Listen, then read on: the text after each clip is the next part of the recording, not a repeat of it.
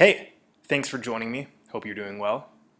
I've been describing in my videos that at the center of the earth exists a divine location, a holy crater, into the spiritually advanced civilization known throughout Asia as Shambhala.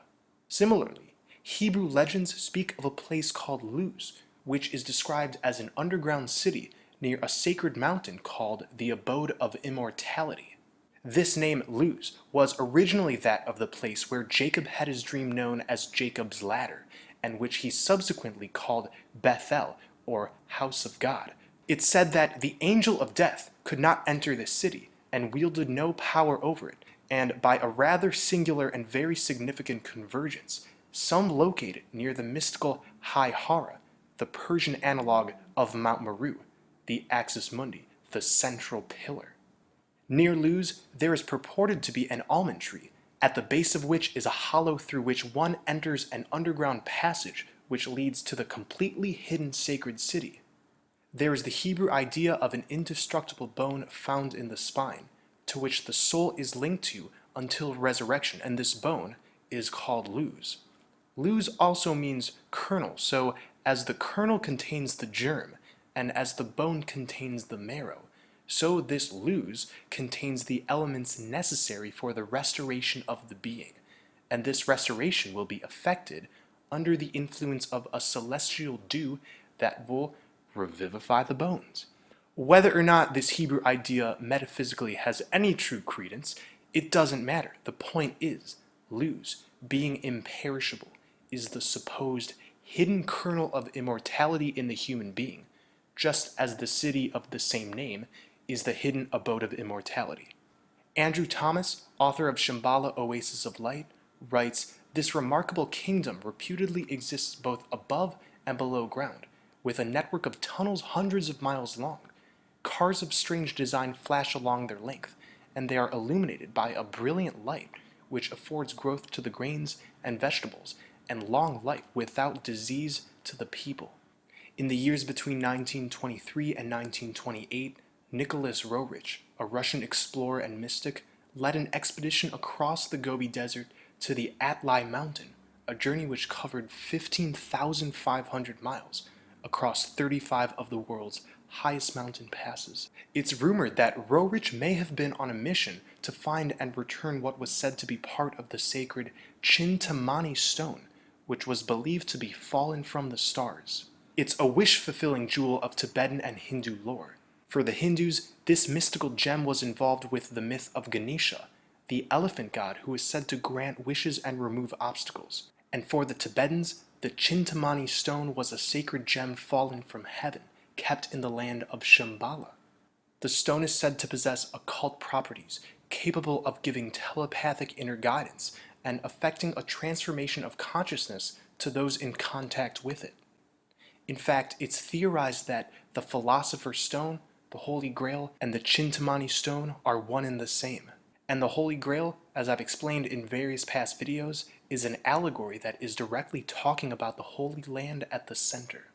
The common Tibetan narrative is upon its arrival to Earth, the Chintamani stone was hidden away in the etheric plane within the ancient city of Shambhala, and kept by the king of the world, who is supposedly Shambhala's king. Roerich and Helena Blavatsky maintain that the army of the king of the world is a power emanating from Shambhala that continually raises the frequency of this plane. I'm proposing that this army is not a literal group of beings, but refers to the overall frequencies that emanate from this land, from the center landmass near Mount Meru. According to Theosophy, eventually, this transformative power of the Chintamani stone will destroy all energetic blockages that exist at a lower frequency than itself, while simultaneously accelerating the evolution of all life forms on Earth. Once it's completed its predestined goal, state the Theosophists, a worldwide civilization based upon love and equality will finally emerge. And this idea of a hidden sacred stone is found in the alchemical seal containing the acronym vitriol. This literally breaks down into a Latin phrase which translates as, "Visit the interior of the earth. By rectification thou shalt find the hidden stone." Plus, we see the Grail in the center. Is this stone symbolic of the center? And could the fact that the Chintamani stone is depicted as green correspond to the emerald green aurora lights? During Roerich's travels to Tibet, he was told, "Great Shambhala is far beyond the ocean. It is the mighty heavenly domain. Only in some places in the far north can you discern the resplendent rays of Shambhala." The Lama describes it as a far-off valley hidden in the mists of high mountains with hot springs and rich vegetation. Which is interesting because in Mercator's depiction of the North Pole's magnetic mountain, it is encased by mountain ranges. Continuing, he goes on to say, "Uncountable are the inhabitants of Shambhala.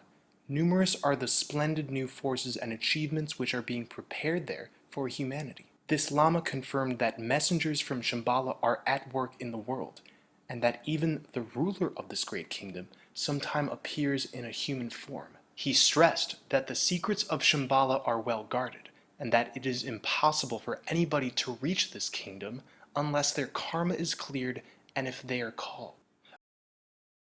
According to David Pratt in Mysteries of the Inner Earth, Roerich spent a time examining the inner kingdoms, caverns, and empty lava chambers through studying the local folklore and talking to those familiar with the area and these legends. Roerich came to realize that the attributes assigned to the underworld ranged from heavenly to hellish, and its inhabitants from super to subhuman. If we are to look at the central Norse axis and world tree, Yggdrasil, located at the center of the earth, or Midgard as it's called, we find the center connects the Bifrost Rainbow Bridge, which when one travels on, ends up in Asgard, abode of the gods. But, as one must be of pure heart and mind to enter Shambhala, one must pass Heimdall, who judges those before allowing them on the bridge. The 7 other worlds, with their individual mystical attributes, lay on top of one another. Most likely, this range of subterranean beings David Pratt talks about is not talking about the land at the center, but separate subterranean realms which house different types of beings, from elves to giants to reptilians. So these subterranean cities may have nothing to do with the center landmass or vortex, but of course this is just conjecture. The Earth is powered by a life source, giving off electromagnetic energy.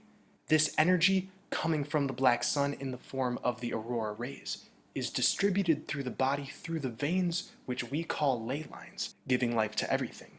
The metaphorical heart, which pumps the blood, is found in the center or navel of the Earth. And this is exactly why the aurora borealis is the same primarily emerald green color as our heart chakra. As within, so without. Home is where the heart is, and I'll keep repeating it. It's important for us to understand that Shambhala is in the heart just as much as it is in the center. So, if the journey to Shambhala were to be undertaken as a purely physical journey, it wouldn't end harmoniously. The Japanese have their own version of Shambhala, which they have named Onagorahima, the island of the congealed drop. It is situated at the center of the Earth. Its first roof pillar was the Earth's axis, and over it was the pivot of the vault of heaven. In Chinese mythology, separate from Buddhist mythology, it's actually described that their idea of Shambhala is at the center of the earth, directly under Shang Te's heavenly palace, declaring it to be in the pole star. They call it the Palace of the Center. William Warren in Paradise Found writes that Quen Lun is the mound of the terrestrial paradise, quoting, "The 4 quarters of the earth incline downwards, which tells us that Shambhala is located either within or beyond a type of crater at the North Pole." After all, the word GRAIL in Holy Grail comes from the word kratalis, meaning crater.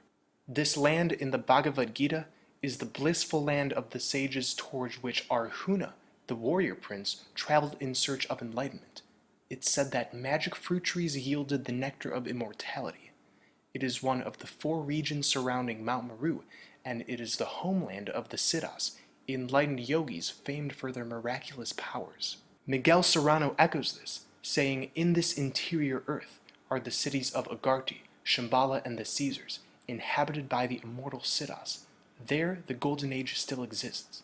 It's interesting to note that in one issue of the THEOSOPHIST, Helena Blavatsky suggested that explorers may have been prevented from penetrating further north. Obviously, she attributes this to the northern polar region that is being concealed, but not by military or government groups, but by spiritual forces that wouldn't allow Shambhala to be reached.